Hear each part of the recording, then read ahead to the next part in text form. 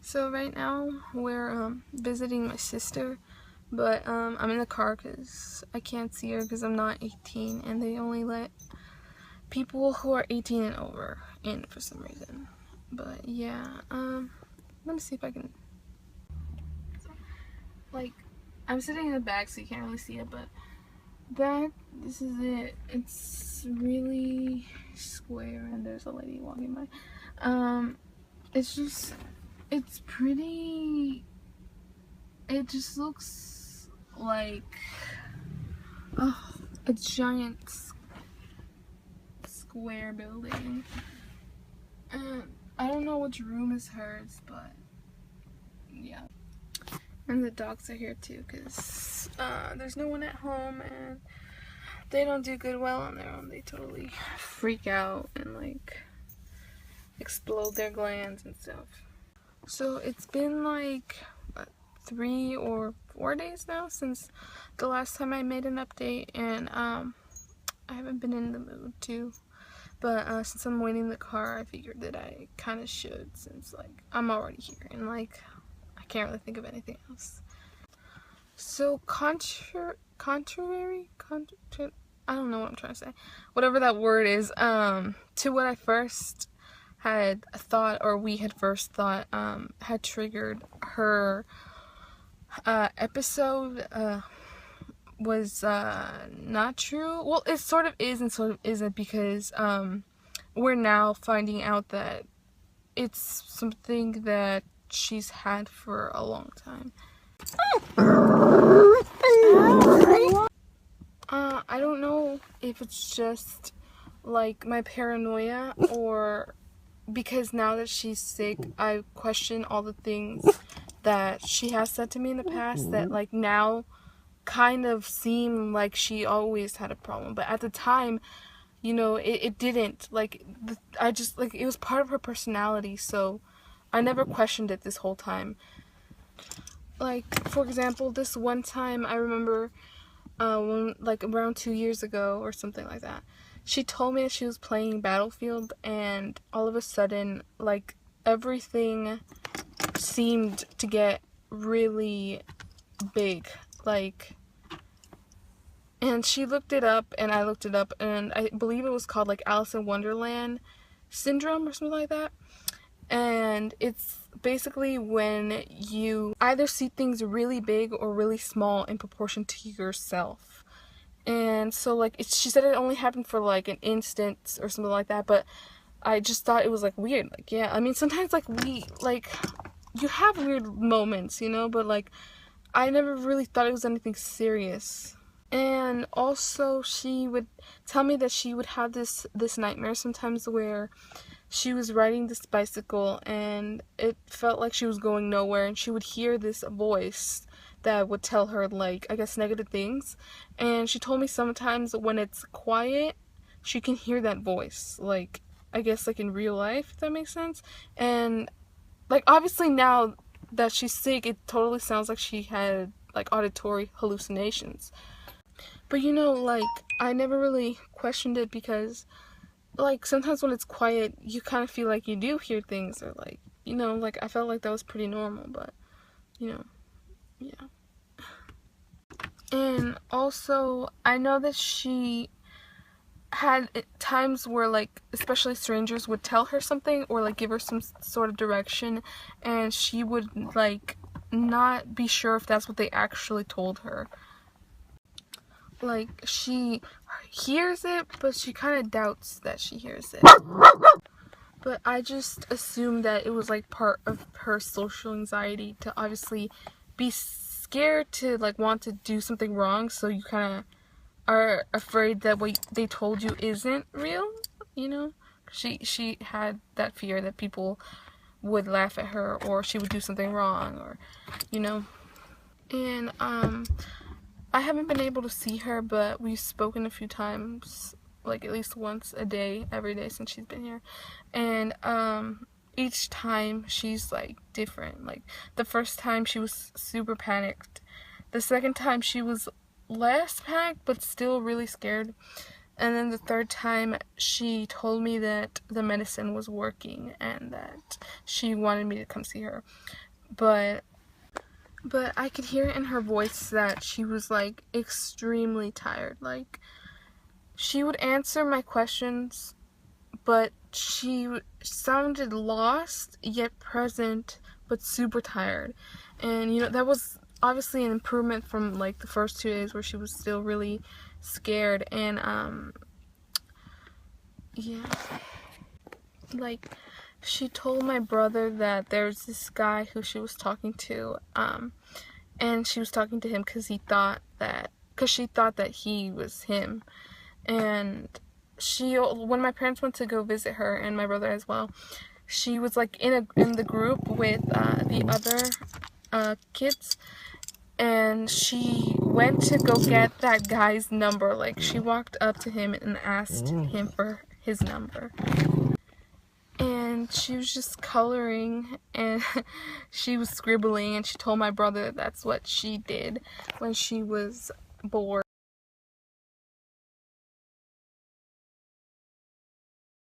And then, you know, he asked her what she was drawing or something like that, and then she said, bull. And then he asked her, bull, what do you mean? And she said, bullshit. And, you know, just, she's been kind of strange still, but, like, she's making progress, I think. And it might sound kind of strange, but in a way, I'm, like, really grateful that this happened. Like, obviously, I'm not happy at all that she has to be sick, but I meant that, like, because of it, like, it's made our family way better, because for a long time, or maybe, like, you know, it feels like along the way we kind of lost track of what was important. Like, because a few months ago, we were homeless, and basically everything on our mind was either, like, about money or, like, some new problem. And, you know, for, like, months now, so, like, even though we have a new place to live now, but we still, every day, like, most of what you hear talk is about money. And including myself, I even wanted to get a job because, you know, we need money. And, yeah, because of it, I felt like, you know, we lost sight of what was important. Even though we didn't have money, you know, we were still together, we were holding on, but we weren't really there for each other, you know. We're Hispanic, so, like, mental health isn't really talked about or accepted, so our family never really talked about problems, like, at least internal problems, like what you feel, and, you know. And since this happened, you know, I feel like obviously all of us want to do everything we can to make Leslie happy again, and, like, you know, we want to go out more, we want to have more adventures, and even if it's not, like, you know, going to amusement parks or expensive places, just, like, going out for a hike, or, like, just, you know, spending some time, like, together. The only thing that I'm, like, really scared of is that because in the psychiatric hospital that she's at, it's not just people with, like, mental problems, it's, like, either people who are depressed. Not saying that depression isn't mental, I just mean, like, you know, people who have eating disorders, or, like, different categories of, like, health, you know, are here. I'm scared that, you know, they might make fun of her, and I know that that's something that would really make her worse. Like, the first 2 days that she was there, and my parents visited her, she was with the other kids, but yesterday, she was by herself, just, like, in the hallway, and she didn't really want to talk about anything. She was getting kind of agitated by, like, everything they were trying to say, so you know, she was just by herself. So I don't know if that's good or bad, because that's more, I would say, more normal behavior to what she's normally like, because she is antisocial than when she was hanging out with the other kids. But she was looking really out of it, like, really lost. And I hear that she's still wandering into other patients' rooms, and yeah, and, like, and I'm trying to change myself, and I don't want to be all the things that I was, or, like, you know, just all the things that she wanted me to be, or, like, I want to be a better person, you know. like, I decorated her bed with her stuffed animals because I feel like, you know, when she gets home, I want her to feel like we missed her, like, you know, I don't know, I just want her to feel like even though she's coming home, it's kind of like a new home, like where we're gonna be supportive and caring. Yeah, I might make an update later. I feel like I've probably missed some stuff, but yeah, so I'm just waiting till, you know, they get back, because they only give them 45 minutes, which I think is crap, because, you know, 45 minutes, and they have to take turns because they only let 2 people up at a time. So right now I think my mom and brother are up there, and then my dad is gonna go up. I'm not sure. And I've been trying to take care of myself still, obviously, even though I haven't had much of an appetite. You know, I'm still trying to eat something, and, you know, I normally used to, before this happened, like, I would exercise, like, oh, Kevin's coming. Making jokes and way better. They're like normal Leslie, you know? Mm-hmm. Like, the things she says is way normal. Mm-hmm. But she, you know, she's still saying little minor things here and there that are off, but... But does she seem tired?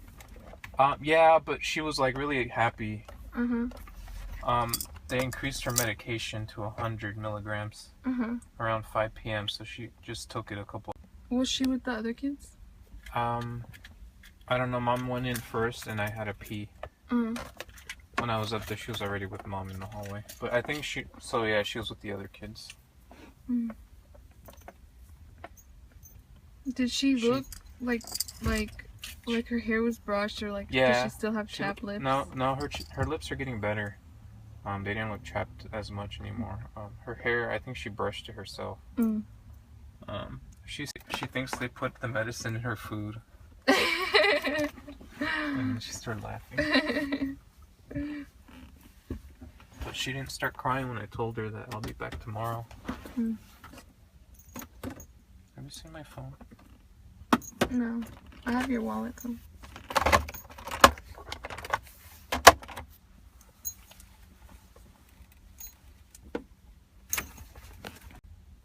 I feel like she, I don't know what other people, how long it usually takes other people, but I feel like she's been getting better pretty quickly, you know? Yeah. She says she still, you know, has some time to go, but you know, every day she's showing a lot of improvement, especially with her conversations. Though she says that ever since she got in there, she loves me. By the hallway, and she was like, "Hey, I seen her on YouTube." Oh, really? Stuff like that, you know. Yeah. It just sounds like she keeps talking about familiar things, you know. Yeah, exactly. And like, even though they don't really have relevance to what's happening, but I mean, at least like she's not talking. Like I said, she's not talking complete nonsense. No, you know. I mean, she's putting together real life a lot clearer now. Like, she knows that we brought her there. And there, if I wanted her to say that. Yeah. But, you know, she says she's feeling happy because the medicine makes her feel happy. But yeah. That's interesting. And I know how you feel like the nurses are undertrained, but I know they're taking care of her. Yeah. I mean, it could be worse, honestly. Yeah, they're kind of like goofing off a little bit, but they're doing their job. At least. Because they have like a nurse little area where there's the desks and you can call them there. The girl in line, I thought she was a nurse. Yeah. And I told Leslie, wait, she's not a nurse? And then Leslie was like, no, and she started laughing. I was like, because she was some like small little short Asian girl, but she looked like she was wearing like a blue shirt that looked like a hospital vest, you know. I was like, wait,